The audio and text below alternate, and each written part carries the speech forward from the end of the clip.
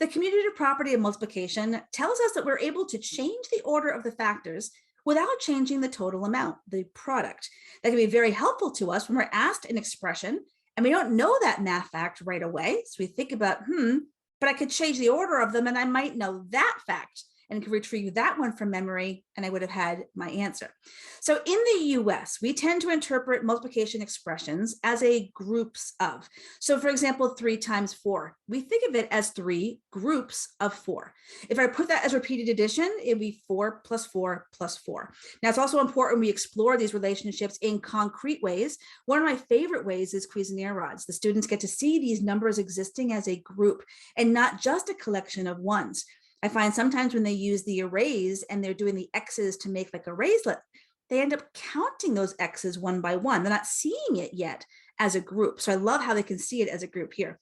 So here's a representation of 3 times 4 when we think of that as being 3 groups of 4. This is the 4 rod and we have 3 of them. But in other countries, they interpret 3 times 4 in a different way. They interpret it as 3 4 times. So that might look like this with the Cuisenaire rods. We have 4 groups of 3. So as a representation of addition, we might write it as 3 plus 3 plus 3 plus 3. So we have no dictate of who is right and who is wrong in terms of how we interpret these expressions.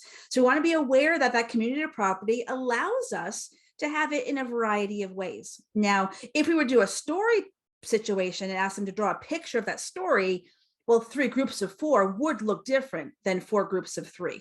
From just giving students an expression of 3 times 4, they can think of it as 3 groups of 4 or 4 groups of 3. And that will also help them if they don't know one and they might have already learned the other.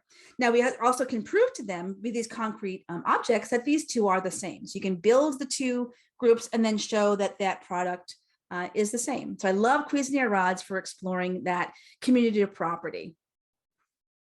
Let's take another example to show the power of this.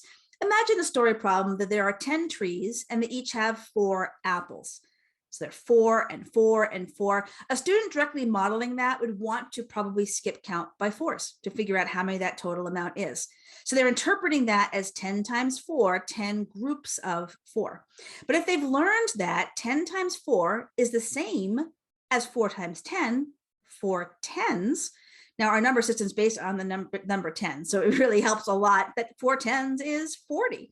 And they don't have to resort to the skip counting of 4 10 times. They'll know, oh, it's 40. And drawing a picture of that, it would look like 10 trees, each having 4. But the students then have that understanding to say, well, I could think about it as 4 tens just to calculate my answer. So the commutative property allows us to cut in half the number of facts that our students need to learn. And in fact, research has shown how powerful it is that we explore the commutative property at the same time. So as we're learning 3 times 4, that we relate that to 4 times 3 in that same moment. Really powerful work we can be doing and setting a foundation that will help them even with larger numbers and decimals and fractions.